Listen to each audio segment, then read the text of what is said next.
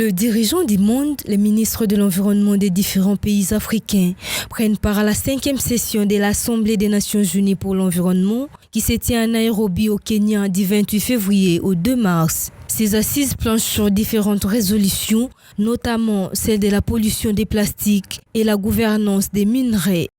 La pollution par les plastiques pour laquelle mon pays soutient la mise en place du comité intergouvernemental et des négociations.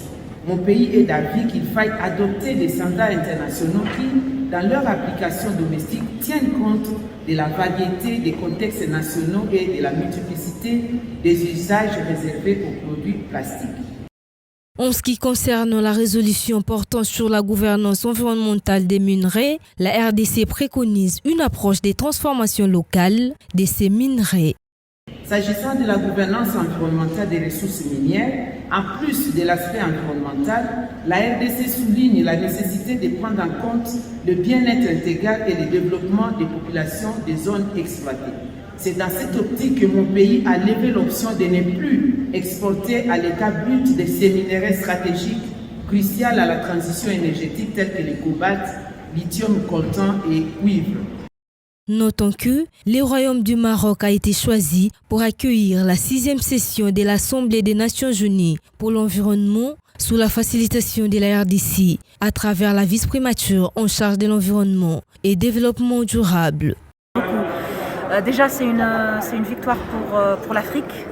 Que l'Afrique porte la voix du monde, la voix de l'Afrique au monde sur les questions environnementales et les raisons du changement climatique. L'agenda du Maroc est très riche. Nous avons énormément d'initiatives qui ont été mises en place par le Maroc en Afrique et par le monde sur les questions environnementales, sur la question de gestion des déchets, de gestion de littoral, sur les questions de gestion du capital humain et du capital naturel de l'Afrique. En allant de l'Atlantique jusqu'au sud de l'Afrique, nous sommes très heureux de porter cette voix sur ces questions environnementales et de changement climatique. Cette 5e session est célébrée sous les thèmes « Renforcer les efforts pour la nature pour réaliser les efforts du développement durable ». 1 469 000 $ américains. C'est le montant alloué au projet de lutte contre le trafic international des espèces de faune sauvage en République démocratique du Congo, lancé par African Wildlife Foundation, AWF, vendredi 25 février 2022 à Kinshasa. Les services qui travaillent aux postes frontières, notamment pour assurer le contrôle des personnes et des bagages avant de pouvoir embarquer ou faire des cargaisons. La particularité est de les mettre ensemble afin de renforcer leur capacité dans les différentes techniques d'identification des espèces CITES et aussi dans les techniques d'identification des méthodes de dissémination et aussi renforcer leur capacité dans les questions liées à la criminalité faunique et à la lutte contre le trafic illégal des espèces. Nous avons choisi pour cette première phase pilote les 2 principales frontières internationales qui sont l'aéroport international de Njili et le port de Matadi à cause notamment des nombreuses saisies qui ont été signalées à l'extérieur du pays. Nous n'avons pas la prétention de dire que nous allons élaguer de façon définitive les problèmes de la criminalité faunique. Nous allons essayer de réduire les taux de la perpétration du trafic illégal dans les sites que nous avons identifiés. Ce projet vise à mettre fin au transport international des espèces sauvages protégées de la RDC. L'intérêt que le peuple congolais a en fait, de soutenir l'ICCN, de protéger toutes ces aires protégées. Tout ce qui nous revient avec la loi 14 que le président de la République, avec les juristes ont mis en place. Nous voulons que nous soyons effectivement appuyés par AWF. Pour nous, c'est louable que nous puissions avoir un appui par rapport à tous ces organes ou organismes en fait, qui viennent en fait, nous aider à pouvoir remonter, à surmonter à tous actes illégaux, de pouvoir en fait dilapider nos espèces, n'est-ce pas, endémiques. Vu la complexité de ce commerce, l'implication de tous les différents acteurs s'avère importante. Les juristes pour l'environnement au Congo ne s'y sont pas soustraits. Selon la loi, il y a une certaine catégorisation d'espèces que le législateur a bien voulu protéger, notamment pour le bien-être de la République. Ces espèces-là sont des espèces qui sont très prisées au niveau international, notamment sur les activités liées à l'industrialisation. Il sera question pour nous dans le cadre de ce projet, non seulement de disponibiliser de la documentation nécessaire pour ces agents-là qui travaillent dans des ports et aéroports afin qu'ils soient informés de ce qui est prévu par la loi. Et après ces formations, d'organiser avec l'autorisation des autorités qui coordonnent ces structures, des descentes, des visites, des cas pratiques, parce qu'il y aura également des experts internationaux qui seront mobilisés. Dans l'espoir de réduire progressivement ou totalement la pression sur les espèces, ce projet compte travailler avec les agences gouvernementales. La Direction générale des douanes et assises DGDA s'y est impliquée en vue d'aller en guerre contre les contrebandiers qui transitent par l'aéroport international de Njili ainsi que le port de Matadi. Nous sommes un service de l'État, n'est-ce pas, qui est posté au niveau des frontières. Et dans le cadre des présentes assises, nous avons donné notre appui, n'est-ce pas, pour que ce projet puisse, n'est-ce pas, être mis en œuvre. Et aujourd'hui, nous sommes heureux de pouvoir participer à son lancement. Lorsque les fonctionnaires qui sont commis, n'est-ce pas, aux activités de contrôle n'ont pas la bonne information, n'est-ce pas, sur le produit qui passe au niveau de la frontière, il y a un souci. Et donc, le fait de pouvoir renforcer les capacités des agents des douanes, nous engageons davantage de pouvoir lutter, n'est-ce pas, contre ces formes de criminalité. Par le passé, nous avons eu à effectuer beaucoup de saisies, n'est-ce pas, dans le domaine de la faune et de la flore. Tous les participants à ces travaux ont été unanimes sur le fait qu'une collaboration étroite avec tous les services s'avère très nécessaire pour mettre fin à cette criminalité.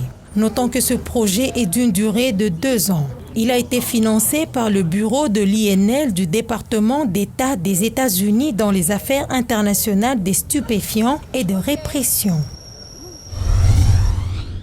À Kinshasa, les normes de construction des maisons ne tiennent pas compte des règles établies. Dans la commune de Lancélé, précisément de l'équartier Makango, plusieurs maisons sont construites en violation des normes urbanistiques. L'on peut constater que la plupart des habitations empêchent plusieurs avenues de continuer. Un autre constat, l'empiètement des parcelles et concessions est un problème sérieux dans ce coin. C'est ce qu'affirme une victime, le docteur Makanzu. Vraiment trop, c'est trop. Je réclame mes droits. Un empiètement de 8 hectares. Bon, les géomètres sont entrés dans le terrain et puis sur l'ordre de l'émission du cadastre, ils ont fait leur travail. Ils ont conclu que l'empiètement, c'est de 8 hectares. Le problème est au niveau de la justice depuis longtemps, que je dis maintenant que ça fait une totalité de 7 ans et demi. On n'a toujours pas de solution. Celui qui a empiété, c'est Madame Pendolo Makila. Elle est en Europe. Les clients qui ont payé à défaut endossent le pot cassé. Pour sa part, l'homme des droits confirme que l'usurpation est bien réelle et affirme que l'État va appliquer la loi. Comme nous sommes chez l'État, nous demandons l'exécution, la démolition parce que le terrain appartient à M. Makanzu. C'est noir sur blanc par rapport au rapport, par rapport au titre qu'il obtient. Alors nous demandons l'autorité urbaine qu'il puisse remettre M. Makanzu dans ses droits. C'est ce que nous voulons. De son côté, Vicky Mandembe, gestionnaire des concessions, explique les normes d'une construction. Place Otoza, il y a un problème, il y a empiètement. Ici, c'est l'empiètement qui pose problème. La concession du docteur Makanzu est de 21 hectares. Voisin, Madame Makila à Pendol, après avoir même lorsque nous avons fait le morcellement, Madame Makila a empiété l'espace de 25 mètres.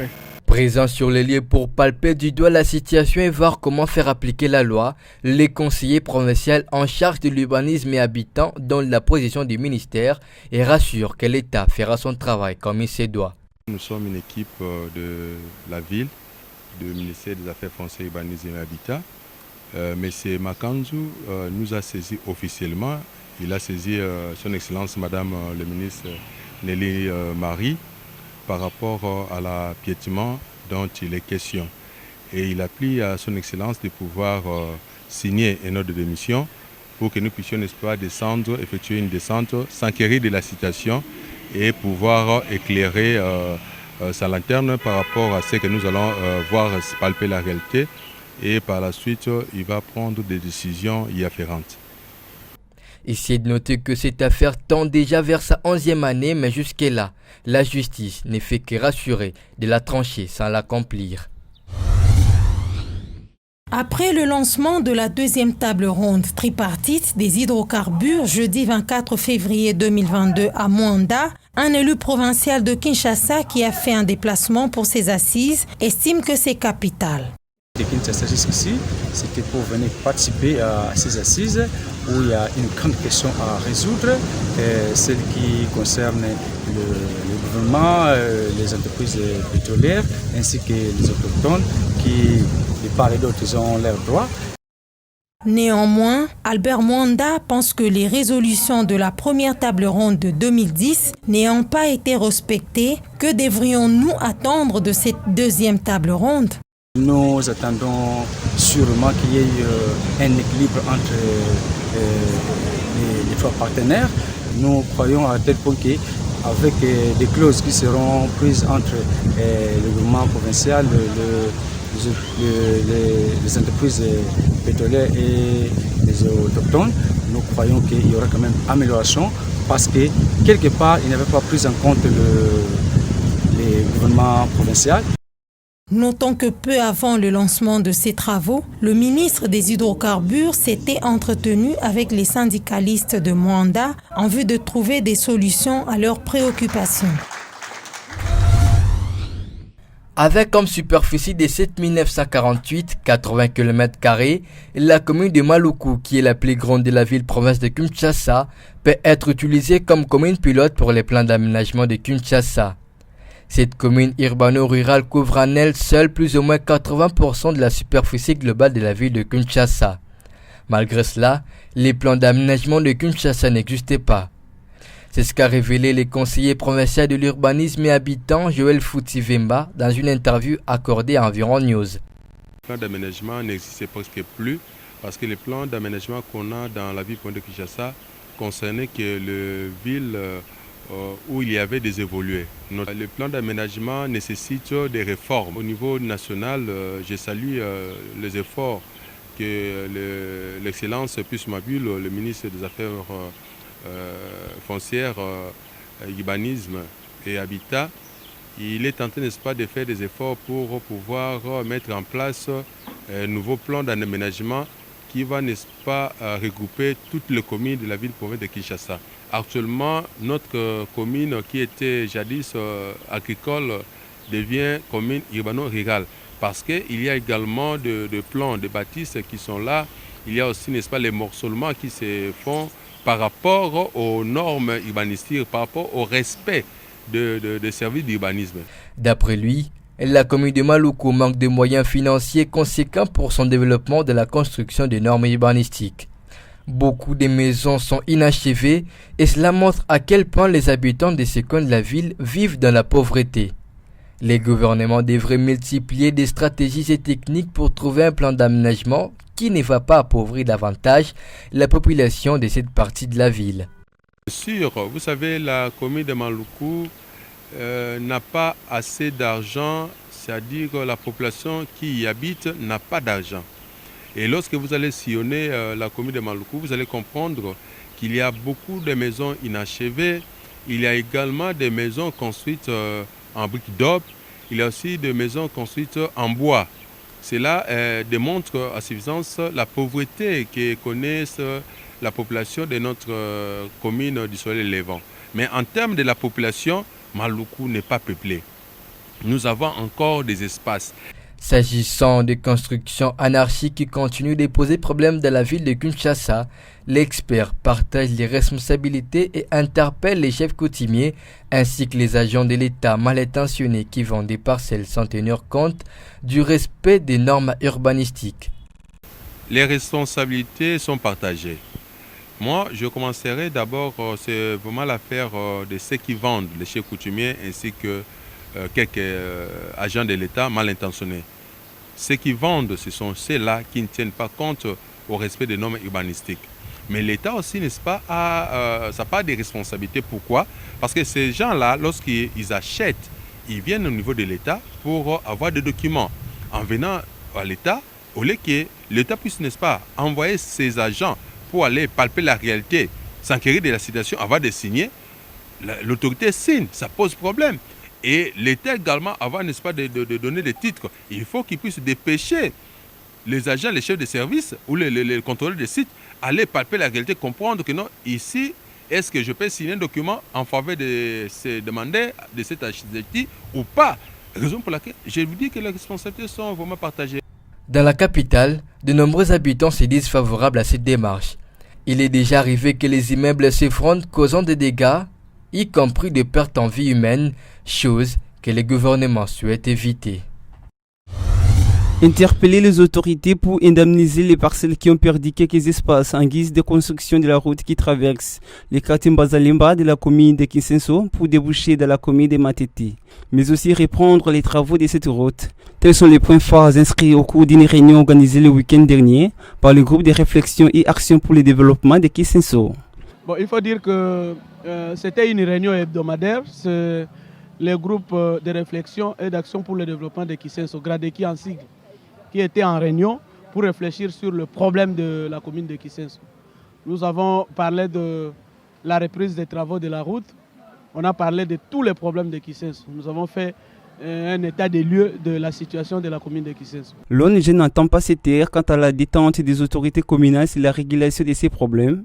Les membres présents à ces assises ont procédé à la création d'une commission pour voir les familles concernées. Nous avons remarqué que, par rapport à nos actions dans cette commune, beaucoup de parcelles devraient être indemnisées car elles étaient coupées pour les travaux. Malheureusement, ces gens-là ont été roulés. C'est pourquoi nous avons mis en place une commission pour faire des enquêtes afin d'identifier les familles qui méritent l'indemnisation. La commune de Kisenso fait face à d'énormes difficultés d'érosion suite aux arrêts des travaux. Pour étendre ses actions d'assainissement au niveau de la commune de Kisenso, l'ONG envisage de mener des stratégies dans les prochains jours dans les quartiers et avenues de cette commune de la capitale. L'opération Kinshasa Bopeto lancée avec pompe par le gouverneur de la ville de Kinshasa ne devrait-elle pas accompagner cette initiative?